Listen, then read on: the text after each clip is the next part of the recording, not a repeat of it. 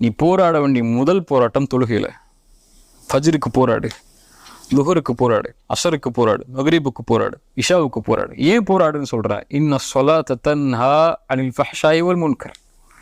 தொழுகை மானக்கேடான விஷயத்திலிருந்து உன்னை பாதுகாக்கும். உன்னுடைய கவனம் தொழுகையின் பக்கம் திரும்பினா அல்லாவின் பக்கம் அல்லாவின் கவனம் உன் பக்கம் திரும்பும். அல்லாவின் கவனம் உன் பக்கம் திரும்பினா பாவங்களிலிருந்து பாதுகாப்பை இறைவன் கொடுப்பான்.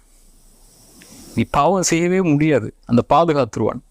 யூசுப் அலைஹிஸ்ஸலாம் அந்த ஒரு பெண் தன்னை தவறான இச்சைக்கு அழைக்கும் போது அவங்க என்ன சொன்னாங்கன்னா, யா அல்லாஹ் நீ பாதுகாக்கலைன்னா நான் அந்த பெண்ணிட்ட போயிருப்பேன், நான் என்னால் இது நடக்கலையா அல்லாஹ், நீ பாதுகாத்தன்னாங்க. இப்போ அல்லாஹ்வுடைய அருள்களில் மிகப்பெரிய அருள் ஒரு பாவத்தை செய்ய விடாமல் அல்லாஹ் பாதுகாப்பது. அதுவும் இந்த மானக்கேடான செயல்களின் பக்கம் நெருங்க விடாமல் ஒருவரை பாதுகாப்பது அல்லாஹ்வுடைய அருள். இப்போ அந்த அருள் வேணுமா? போய் பள்ளியில் நெல்லு.